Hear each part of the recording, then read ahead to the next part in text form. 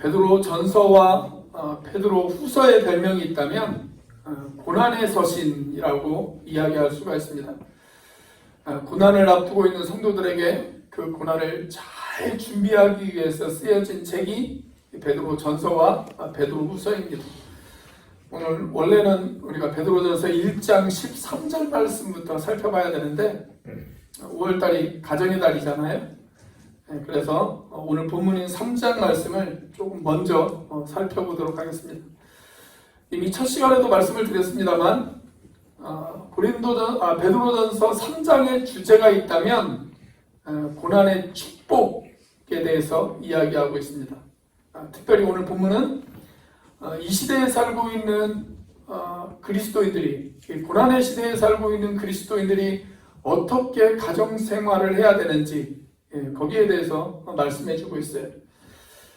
우리가 앞으로 살펴보겠지만 베드로전서 2장 마지막 부분에 보면 그리스도인들이 사회 한복판에서 그들이 어떻게 생활해야 하는지 거기에 대해서 가르쳐주고 있습니다. 그래서 한 5월 마지막 주일 정도가 아마 될 것 같은데 그때 설교의 제목은 슬기로운 사회생활입니다. 슬기로운 사회생활.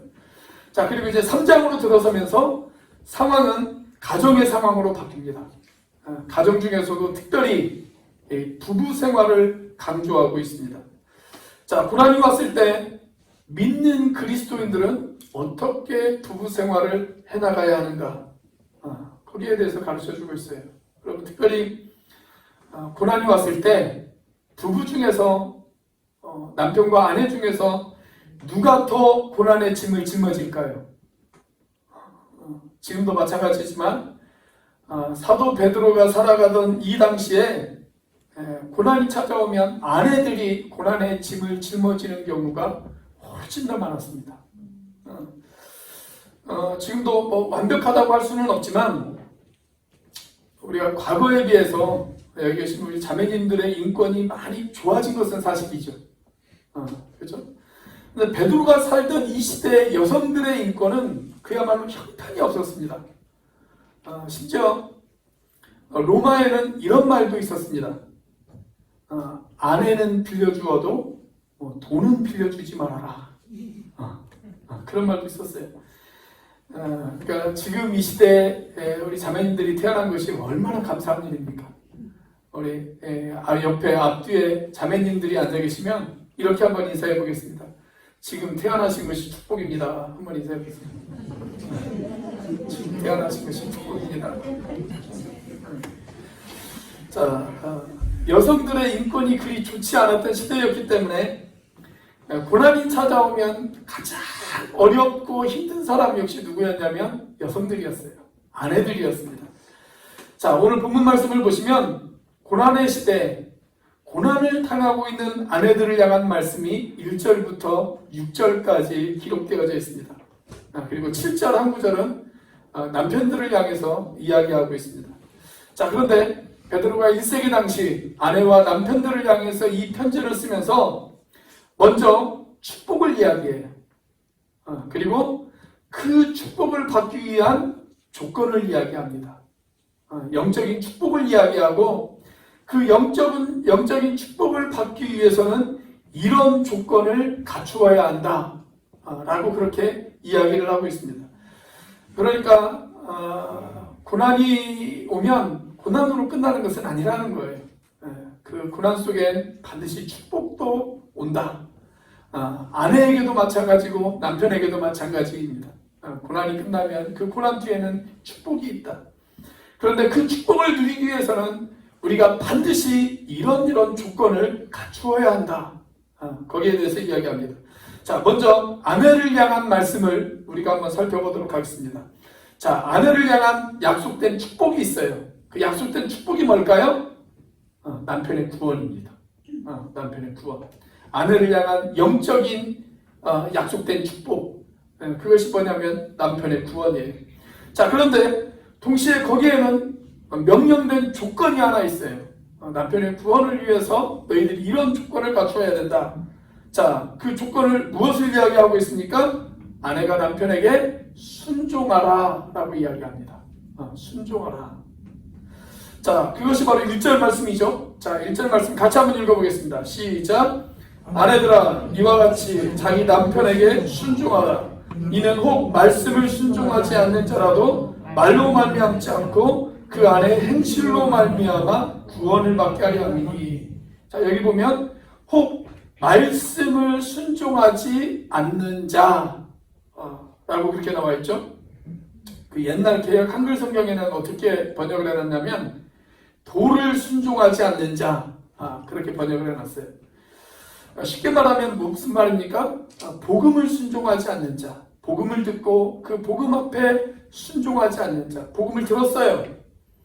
그런데 그 복음 앞에 자기 자신을 순종하지 않아요. 그러니까 이 사람은 어떤 사람입니까? 불신자죠. 믿지 않는 남편을 가리켜서 이야기하고 있습니다. 자, 그런 남편을 구원하기 위해서 무엇보다도 필요한 것이 뭐냐? 순종이다라는 거예요. 남편에 대한 순종이다. 그러면 왜 순종해야 될까요? 세 가지 중요한 이유가 있습니다. 남편에게 순종해야 되는 세 가지의 중요한 이유.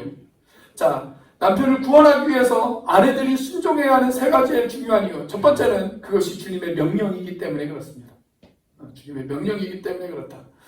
여러분, 우리를 가장 잘 아시는 분이 누구일까요? 우리를 가장 잘 아시는 분은 우리를 만드신 분이죠. 우리를 만드신 분이 우리를 가장 잘 알아요. 우리를 만드신 분만큼 우리에 대해서 잘 아는 분은 없습니다. 자, 그런데 우리를 만드신 그 하나님께서 남편을 그 가정의 리더로 세우셨습니다. 리더로. 어떤 공동체든 리더는 있어야 되잖아요. 그 공동체가 어떤 공동체든 그 공동체에는 분명히 리더가 필요합니다. 물론 예외적이고 특수한 경우에 아내에게 리더십이 있기도 하지만 일반적으로 그 가정의 리더십을 하나님께서는 누구에게 주셨냐면 남편에게 주셨어요. 남편에게. 이런 말을 하면 우리 자매님들 가운데 이렇게 반문하시는 분들이 혹 계실지 모르겠습니다.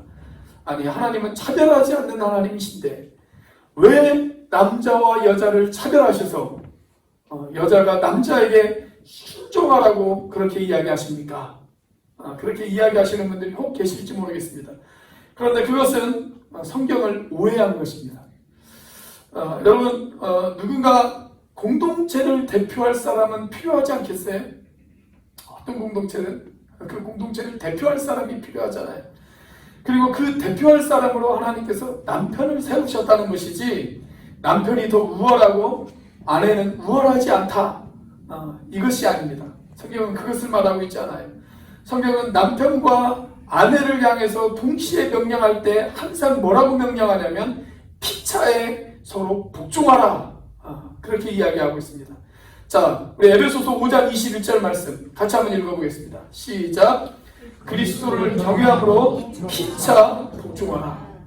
성경은 일반적으로 아내에게만 복종을 명령하고 있지는 않아요. 남편과 아내가 서로가 서로에게 피차 복종할 것을 성경은 강조하고 있습니다. 자, 그런데도 불구하고 성경에 보면 아내의 순종을 훨씬 더 많이 이야기하고 있습니다. 왜 그럴까요? 아까도 말씀드렸던 것처럼 우리가 누군가를 그 공동체의 리더로 세웠다면 그 리더의 말을 잘 따라야 되지 않겠습니까? 그래야 리더의 리더십이 세워질 수가 있어요. 리더의 말을 잘 따라줘야 그 리더의 리더십이 세워질 수가 있습니다. 여러분, 이 리더십이라고 하는 말은 두 개의 단어가 합쳐져서 된 합성어이죠. 리더라고 하는 말과 쉽이라고 하는 말이 합쳐져서 되어졌습니다. 쉽이라는 것이 뭐예요? 배죠, 배. 바다에 떠다니는 배를 말합니다. 여러분, 공동체가 그 리더의 리더십을 인정하지 않으면 어떻게 될까요? 배가 산으로 갑니다. 배가 결국 좌초되고 물에 잠길 수밖에 없습니다. 우리 가정도 마찬가지예요. 가정이라고 하는 배가 행복이라고 하는 목적지까지 안전하게 도착하기 위해서 반드시 필요한 것이 있는데 그것이 뭐냐면 리더의 리더십을 인정해 주는 것입니다. 물론 가정의 특수한 상황에 따라 남편이 리더가 되어줄 수도 있고 때로는 아내가 리더가 되어줄 수도 있어요. 성경이 기록하던 이 시대에는 주로 남편들이 그 리더의 역할을 감당을 했습니다. 근데 중요한 것은 뭐예요? 리더의 리더십을 인정해 주는 것입니다. 인정해 주는 것. 그렇지 않으면 공동체가 함께 갈 수 없어요. 함께 갈 수 없습니다. 그런 의미에서 아내가 남편에게 순종하는 것, 그것이 바로 주님의 명령이다. 때에 따라서는 아내가 그 가정의 리더라면 아내의 그 리더십을 인정해 주는 것도 필요하고, 남편이 리더라면 남편의 리더십을 인정해주고 순종해야 된다. 바로 그 말씀입니다.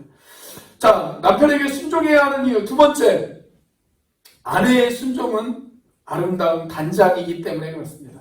아내의 순종이 아름다운 단장이기 때문에 그렇습니다. 여러분, 아내의 순종은 아내 자신의 가장 아름다운 인격적인 단장이다라고 그렇게 이야기할 수가 있어요.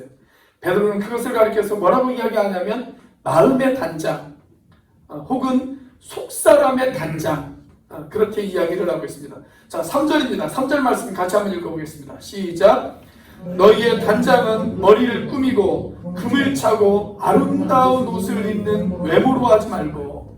자, 일반적으로 우리 자매님들이 외출하기 위해서 단장을 하죠. 오늘 또 이 자리에 여러분들이 오시기 위해서 아침부터 일찍 일어나 단장을 하지 않으셨습니까? 다 단장하고 왔잖아요. 자, 그런데 자매들이 외출하기 위해서 단장할 때 대표적인 세 가지를 여기에서 소개하고 있어요. 뭡니까? 첫 번째는 뭐예요? 머리를 꾸며요. 머리를 꾸밉니다. 그 다음에 두 번째는 뭐냐면 액세서리를 답니다. 목걸이, 귀걸이, 팔찌, 뭐 이런 액세서리를 달아요. 자, 그리고 마지막 세 번째로 뭐예요? 옷을 입어요. 옷을 계절마다 사는데 왜 계절마다 입을 옷이 없다고 하는지는 모르겠지만 아무튼 옷을 입어요. 옷을 입습니다. 자, 이런 단장들은 지금 무엇을 위해 단장하는 거예요? 겉사람을 위해서 단장하는 거예요. 자, 그런데 여기 보면 뭐라고 기록되어 있냐면 이런 것들을 하지 말고 그렇게 기록되어 있습니다. 이런 것들을 하지 말고. 그래서 얼핏 읽으면 성경은 외모를 단장하는 것, 그것을 금지하는 것처럼 그렇게 오해하실 수도 있습니다. 그런데 이런 겉사람의 단장도 필요하죠. 필요해요. 그걸 하지 말라는 게 아니에요. 이런 겉사람의 단장도 필요합니다.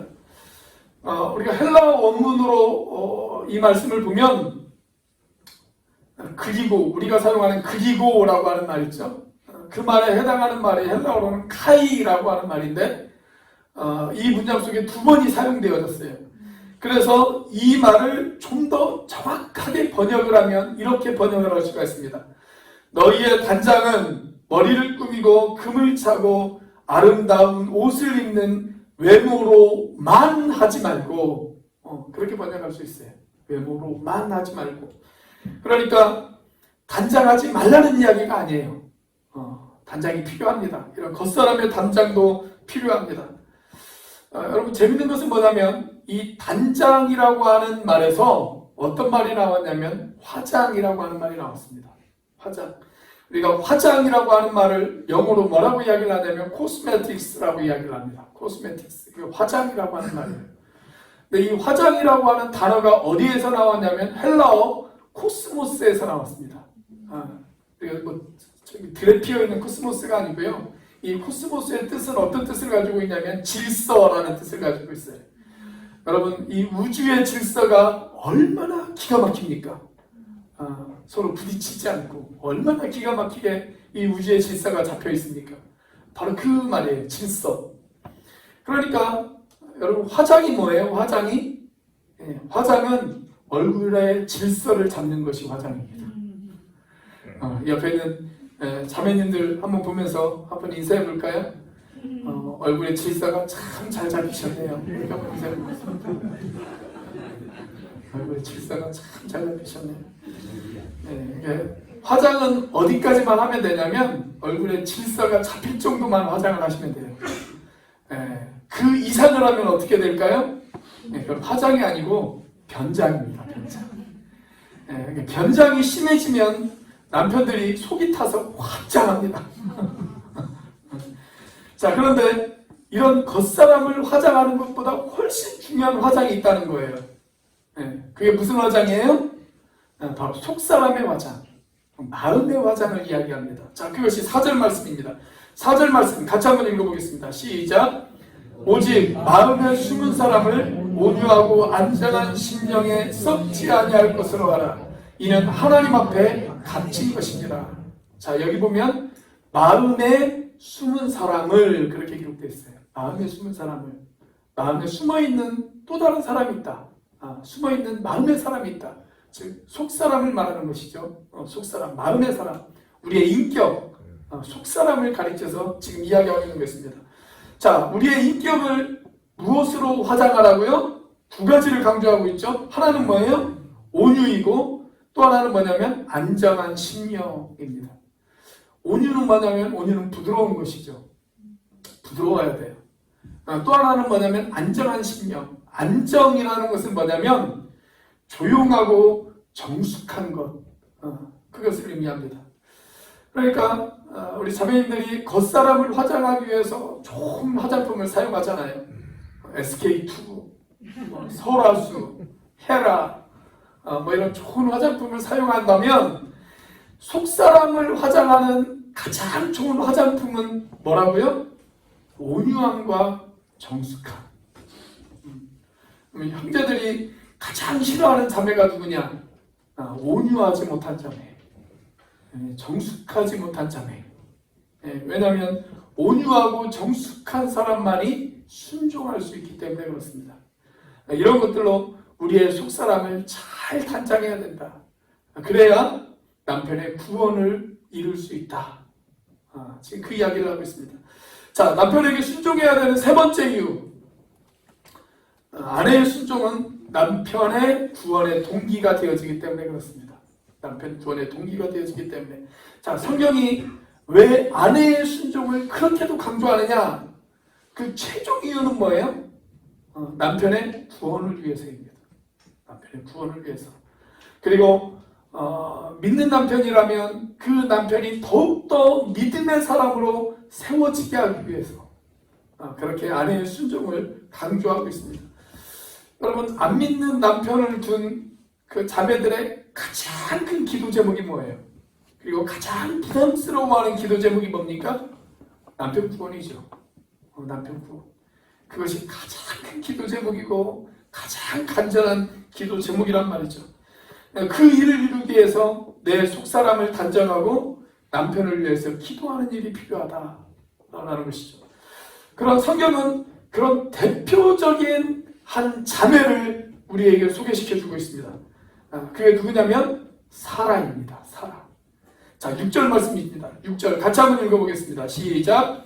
사라가 아브라함을 주라 칭하여 순종한 것 같이 너희는 선을 행하고 아무 두려운 일에도 놀라지 아니하면 그의 딸이 된 것이니라.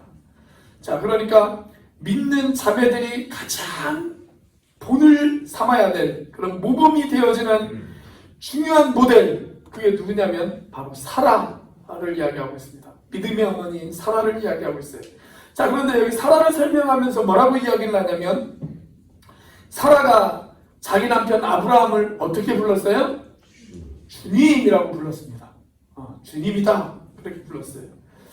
우리가 가진 성경에는 그냥 주 이렇게 기록이 되어 있지만 영어 성경을 보면 우리의 믿음의 대상인 주님, 그 예수님과 구분하기 위해서 대문자 L자를 사용하지 않고 소문자 L자를 사용했습니다. 그러니까 한마디로 말하면 작은 주님이라는 얘기예요. 작은 주님. 사랑하는 자매 여러분, 남편들을 어떻게 대하셔야 됩니까? 작은 주님을 대하듯 대하셔야 됩니다. 작은 주님을 대하듯 그렇게 대하셔야 돼요. 그런 모범을 보인 사람이 누구냐면 바로 사라다라는 것입니다. 남편을 주인으로 섬겼어요. 남편을 주인으로 섬기면 아내는 자동적으로 뭐가 됩니까? 주인의 아내가 되어지는 것이죠. 그런데 남편을 노예처럼 취급하면 뭐가 돼요? 노예의 아내가 되어지는 것입니다. 여러분, 사라의 원래 이름이 뭐예요? 사레죠. 사레. 사레의 뜻이 뭐예요? 높으신 어머니, 즉 공주, 여왕, 이런 뜻을 가지고 있어요. 그런데 여러분, 여왕이 되는 법은 아주 간단합니다. 어떻게 하면 여왕이 되어질 수 있을까요? 남편을 왕처럼 섬기면 됩니다. 그럼 자동적으로 여왕이 되어집니다. 사라는 정말 그 이름처럼 남편을 왕처럼 섬겼습니다. 그래서 여왕이 되었습니다. 남편을 왕처럼 섬기는 가장 중요한 이유, 남편이 예뻐서가 아니에요. 그 남편의 구원을 위해서 그래요. 남편의 구원을 위해서. 그런데 정말 아이러니한 것은 뭐냐면, 우리가 가까운 사람일수록 여러분 말이 통합니까? 안 통합니까? 가까운 사람일수록 말이 안 통해요. 그렇죠? 그래서 여러분, 가까운 사람일수록 말로 설득을 할 수 있어요, 없어요? 가까운 사람일수록 말로 설득하기가 어려워요. 말로 사람을 감동하기가 어렵고, 가까운 사람일수록 말로 전도하기가 상당히 어렵습니다. 그럼 어떻게 그 사람을 설득할 수 있을까요? 태도로 설득할 수 있어요. 우리의 태도가 바뀌어야 돼요. 말로 설득하려고 하지 말고 태도로 설득하려고 해야 됩니다. 자, 이미 베드로는 그 사실을 1절에서 이야기하고 있습니다. 자, 베드로 전서 오늘 우리가 읽은 3장 1절 말씀을 보면 뭐라고 기록되어 있어요? 복음 앞에 순종하지 않는 남편이라 할지라도, 복음 앞에 순종하지 않는 남편이라 할지라도 무엇으로 말미암지 않고 말로 말미암지 않고, 말로 설득이 안 된다는 거예요. 말로 설득하기가 어렵다. 그럼 무엇으로 설득해야 됩니까? 아내의 행실로 말미암아 구원을 받게 하려는 것이다. 그렇게 이야기하고 있습니다. 여러분도 전도해 보셔서 아시겠지만, 나와 별로 상관이 없는 사람에게는 말로 전도할 수 있어요. 그런데 나와 가까운 사람들에게 말로 전도하는 것은 상당히 어렵습니다. 말로 전도하면 그걸 잔소리로 생각한단 말이죠. 그 말에 감동을 받지를 않아요. 아유, 그냥 우리 엄마, 우리 아빠, 아이고, 내 남편, 내 아내 맨날 하는 이야기지. 그렇게 생각을 합니다. 어떤 부인이 자기 남편을 전도하고 싶었대요.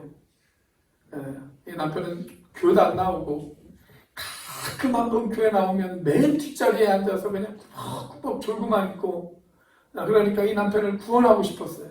이 남편이 정말 예수 믿고 같이 신앙생활을 했으면 참 좋겠다. 믿음의 가정을 세웠으면 참 좋겠다. 그런 소망이 있었습니다. 그래서 남편이 집에 오기만 하면 어떤 행동을 했냐면 설교 방송을 다 틀어놓는 거였어요. 설교 방송. 자, 이렇게 드라마를 보고 있다가도 남편이 퇴근해서 집에 들어오면 얼른 채널을 바꿨습니다. 설교 방송으로 채널을 바꿔가지고 볼륨을 높여놨어요. 이 남편이 어떻게 되어졌을까요? 이 남편이 아예 집에 들어오지 않았답니다.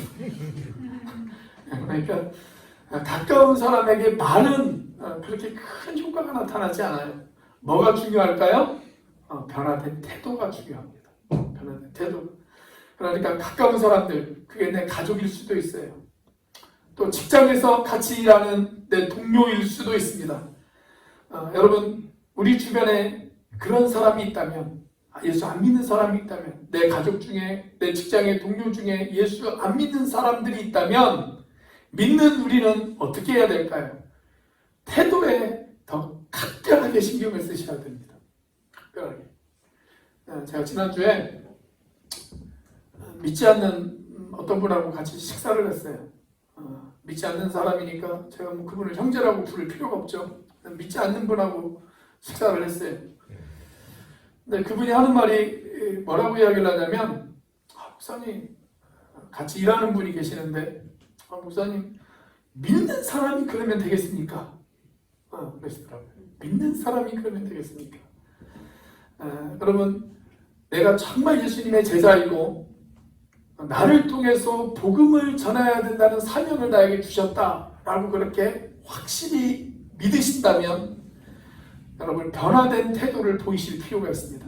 믿지 않는 남편, 믿지 않는 아내, 믿지 않는 가족들, 믿지 않는 주변의 이웃들에게 변화된 태도를 보일 필요가 있어요. 내 태도에 따라서 복음을 전할 수도 있고 복음을 전하지 못할 수도 있단 말이죠.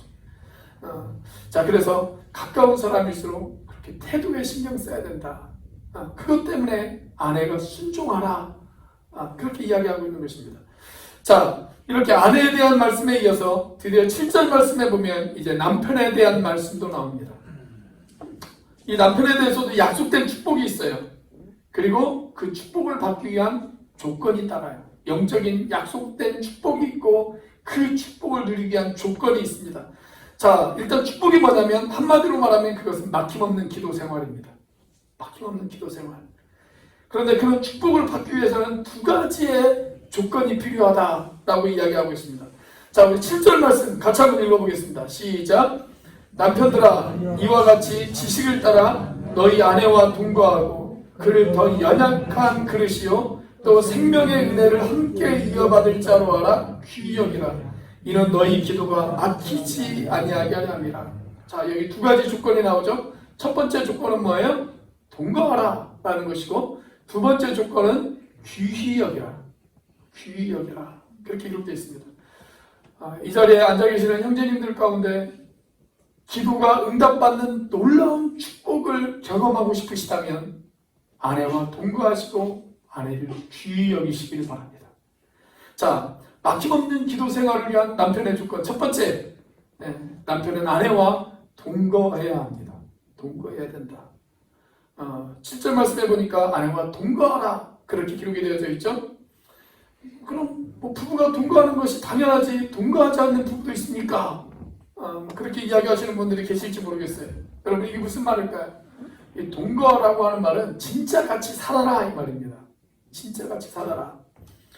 몸은 집에 있어요. 한 집에서 같이 밥 먹고 함께 살기는 해요. 그런데 마음이 따로 있고 정신이 따로 있으면 그건 함께 사는 게 아니죠. 한 공간에 있기는 하지만 마음 따로 정신 따로 있으면 그건 함께 동거하는 것이 아닙니다. 그냥 월급 가져다 주고 잠만 잔다고 해서 그게 동거가 아니라는 거예요. 그건 하숙집이에요. 하숙집. 제가 그제 저희 자매하고 함께 식사를 하려고 식당을 한번 방문을 한 적이 있습니다. 근데 저희가 들어가기 전부터 저희 옆에 테이블에 어떤 부부가 앉아 있더라고요. 근데 이 부부가 남편은 계속 스마트폰만 바라보고 있어요. 그리고 아내는 허공만 물끄러미 쳐다보고 있어요. 참 이상한 부부도가 있다. 음식이 나오기 한 10분까지 계속 그러고 단 한마디도 말을 주고받지는 않더라고요. 참 이상한 부부도 다 있다. 그렇게 생각을 했습니다. 근데 음식이 나오는데 이 부부가 갑자기 기도를 해요. 믿는 사람이에요. 기도를 해요. 기도를 안 했으면 차라리 제가 별로 마음에 상처를 안 받았을 건데 갑자기 기도를 하더라고요. 그런데 기도를 마치고 또 밥을 먹는데 둘이 한마디도 안 해요. 두 분이 뭐 서로 싸웠을 수도 있겠죠. 뭐 부부싸움 할 수도 있겠죠. 그런데 여러분 만약에 평생을 그렇게 산다고 한번 생각을 해보십시오. 평생을. 그건 부부가 동거하는 삶이 아닙니다. 아내와 정말 삶을 나누고 시간을 나누고 마음을 나누는 것, 그것이 뭐냐면 그게 진짜 동거하는 것입니다. 진짜 동거하는 것. 자, 그런데 그렇게 아내와 동거하려면 필요한 것이 있어요. 그게 뭐냐면 지식을 따라 그렇게 기록되어 있습니다. 지식을 따라. 한마디로 말하면 아내를 알아야 된다라는 거예요. 아내를 알아야 된다. 아내가 무엇 때문에 기뻐하고 무엇 때문에 슬퍼하는지, 무엇 때문에 힘들어하는지, 무엇 때문에 고통스러워하는지 그 아내를 좀 알아라 라는 거예요. 네 아내를 좀 알아. 그 이야기입니다. 그 이야기. 그렇게 아내를 지식을 따라 알고 마음으로 동거하고 시간으로 동거하는 것, 그것이 진짜 동거하는 것입니다. 자, 그렇게 하면 기도가 막히지 않아요. 그런데 아내와 남편 사이에 장벽이 생기면 어떻게 되어질까요? 기도가 힘들고 신앙생활에 활력이 없고 결국 기도에 응답을 받지 못합니다. 그래서 남편은 아내를 알아라, 아내를 알고 아내와 동거해라. 그렇게 성경은 우리에게 이야기하고 있습니다. 자, 막힘없는 기도 생활을 위한 두 번째 남편의 조건 뭡니까? 아내를 귀히 여기라. 귀히 여기라. 자, 7절 말씀해 보니까 귀히 여기라 라고 말씀하고 있어요. 그런데 여기에서 말하는 이 귀라고 하는 말이 원문에 보면 어떤 뜻을 가지고 있냐면 보석같이 여기라, 그런 뜻을 가지고 있습니다. 보석같이 여기라. 그러니까 아내를 어떻게 여겨야 되냐면 보석같이 여기라 라는 말씀이에요. 그런데 이 단어가 이미 베드로전서 1장에도 한번 등장을 합니다. 우리가 다음 주에 살펴볼 말씀인데요. 베드로전서 1장 19절 말씀 우리 같이 한번 읽어보겠습니다. 시작. 오직 흠없고 점없는 어린 양 같은 그리스도의 보배로운 피로 된 것이니라. 자, 여기 등장하는 보배라고 하는 말이 아내를 귀히 여기라 했을 때 귀히라고 하는 말과 같은 단어예요. 같은 단어. 여러분, 예수 그리스도의 그 보배로운 피 얼마나 귀합니까? 그 보혈 때문에 우리의 죄가 용서를 받았고 그 보혈 때문에 우리가 구원함을 받았잖아요. 자, 그런데 남편들이 아내를 어떻게 여겨야 되냐면 그리스도의 그 보배로운 피처럼 그렇게 여겨라 라는 것입니다. 자, 그런데 남편이 아내를 보석처럼 귀하게 여겨야 되는 두 가지의 이유가 있어요. 하나는 신체적인 이유 때문이고 하나는 영적인 이유 때문입니다. 자, 신체적인 이유 뭘까요? 아내가 연약한 그릇이기 때문에 그렇습니다. 연약한 그릇이기 때문에. 자, 연약한 그릇이라고 해서 이 말은 우리 자매님들이 무시하는 말이 아니에요. 여러분, 새로 만든 그릇 잘 깨지지 않죠? 새로 만든 그릇은 잘 깨지지 않아요. 떨어뜨려도 찌그러지면 찌그러졌지 잘 깨지지는 않습니다. 그런데 잘 깨지지 않는다고 해서 그 그릇이 비싼 그릇은 아니에요. 오히려 어떤 그릇이 비쌉니까? 흙으로 만든 좋은 도자기, 본 차이나 같은 거.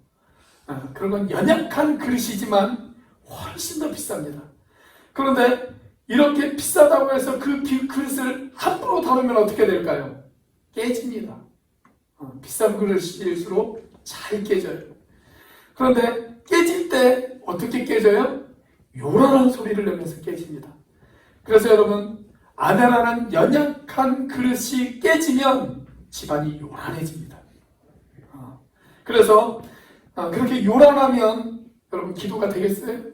기도가 안 되죠. 기도가 안 돼요. 그래서 귀히 여기라는 것입니다. 그래서 귀히 여기라. 아내가 깨지지 않도록. 그 아내가 깨지면 우리의 기도가 막힌단 말이죠. 그래서 그 아내를 귀히 여길 줄 알아라. 자, 아내를 귀하게 여겨야 되는 영적인 이유도 있어요. 영적인 이유. 그게 뭘까요? 생명의 은혜를 함께 이어받을 자이기 때문에 그렇습니다. 자, 이 땅에서도 남편과 아내는 생명을 함께 이어받았어요. 그런데 믿는 남편과 믿는 아내는 이 땅에서뿐만이 아니라 우리가 영원토록 하늘의 생명을 함께 누리잖아요. 그러니까 그 아내를 믿음의 동역자로 여기고 그 아내를 귀히 여기라. 함께 생명을 이어받을 자로 알고 귀히 여기라. 그렇게 이야기하고 있습니다. 사랑하는 우리 오늘 교회 형제자매 여러분, 정말 복된 부부는 어떤 부부가 복된 부부일까요? 함께 말씀을 읽고 묵상하는 부부, 서로가 서로를 위해서 함께 기도해 주는 부부, 그리고 함께 예배할 수 있는 부부.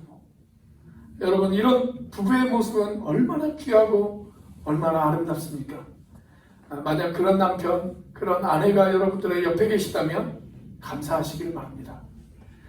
그리고 아직 내 남편이, 내 아내가 그런 남편, 그런 아내가 아니라면 오늘 이 말씀을 붙들고 기도하시는 저와 여러분들이 되시기를 주의 이름으로 축원합니다. 같이 기도하겠습니다. 우리 이 시간 함께 기도하기를 원합니다. 우리 자매님들은 하나님, 내가 순종하는 아내가 되기를 원합니다.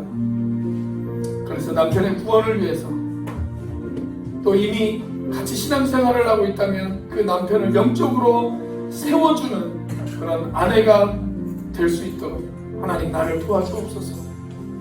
그렇게 기도하시고요. 또 우리 형제님들은 아내를 연약한 그릇이고 또 생명의 유업을 함께 받을 자로 귀히 여기게 해달라고 그렇게 기도하시기 바랍니다.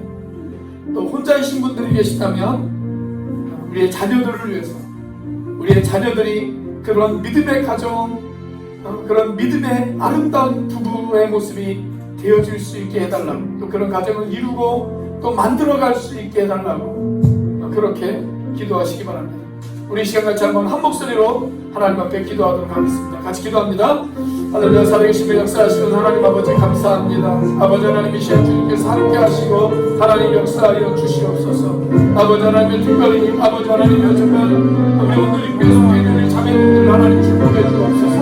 아버지 하나님, 남편의 구원을 위해서, 아버지 하나님, 남편을 영적으로 세우기 위해서, 아버지 하나님, 순종할 줄 아는 아버지 하나님, 그런 믿음의 자매들이 되어주시도록 하나님 역사하여 주시옵소서. 하나님, 아버지 하나님, 형제님들은 아버지 나를 귀히 여기고 아버지 시간의 유업을 같이 나누자고 아버지 우리 여길 수 있도록 하나님 역사하여 주시옵소서. 아버지 하나님, 남자의 친구들이 있다면 아버지 하나님 축복하여 주시고 아버지 하나님, 우리들의 자녀들이 아버지 하나님 시간의 감동을 볼 수 있도록 하나님 역사하여 주시고 인도하여 주시옵소서. 아버지 하나님, 하나님 축복해 주시고 행복한 가정, 아버지 그런 가정이 되고 건강한 주의를 만들어갈 수 있는 하나님 주시고 역사하여 주시옵소서.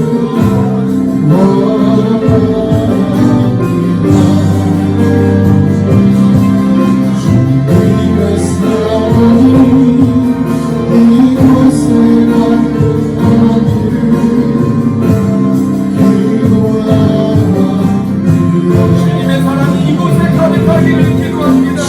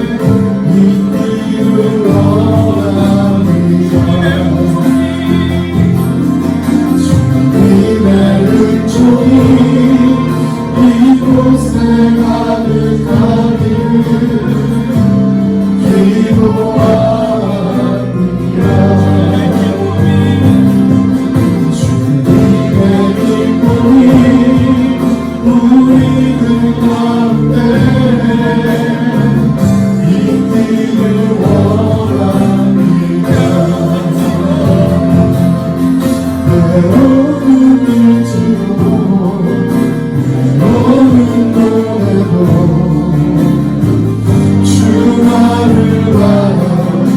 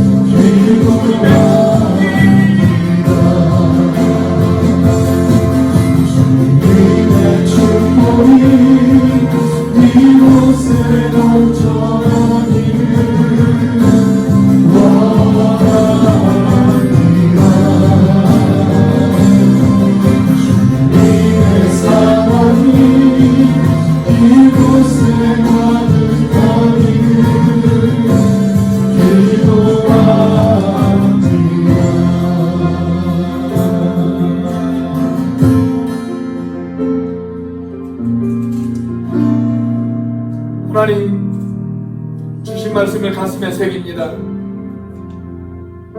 5월 가정의 날을 맞이해서 하나님 우리의 가정들을 지켜주시고 보살펴 주시옵소서. 무엇보다도 우리의 부부가 하나님 앞에 아름답게 세워지는 하나님 그런 부부들이 되어질 수 있도록 인도하여 주시옵소서. 아내는 남편의 리더십을 인정하고 순종하게 하시고, 남편은 아내를 연약한 그릇이요 믿음의 유업을 같이 물려받을 동역자로 여겨 귀히 여길 수 있도록 인도하여 주시옵소서. 하나님 우리의 자녀들을 위해서도 기도합니다. 하나님 무엇보다도 우리의 자녀들을 하나님 축복해 주시고 믿음의 기초 위에서 잘 자랄 수 있도록 인도해 주시고, 우리의 자녀들이 인격적으로 주님을 만날 수 있도록 하나님 인도해 주시고, 그들의 인생이 하나님 앞에 기꺼이 드려질 수 있는 인생들이 되어질 수 있도록 축복하여 주시옵소서. 주님의 사랑이 우리 온누리교회에 있기를 원합니다. 주님의 은총이 우리 가운데 넘쳐나기를 원합니다. 주님의 평화와 기쁨이 우리들 가운데 함께 할 수 있도록 주님 도와주시옵소서. 이제는 우리를 위하여 십자가에 달리신 성자 하나님의 피 뿌리신 은혜와 그 독생자를 죽기까지 내어주신 성부 하나님의 사랑과 지금도 그 사랑을 깨닫게 하시고 우리를 인도하시는 성령 하나님의 교통하심이 오늘 주신 말씀에 순종하여 복된 가정을 이루기를 소망하는 우리 온누리교회 형제자매들 머리 위에 지금부터 영원까지 함께 하시기를 간절히 축원하옵나이다.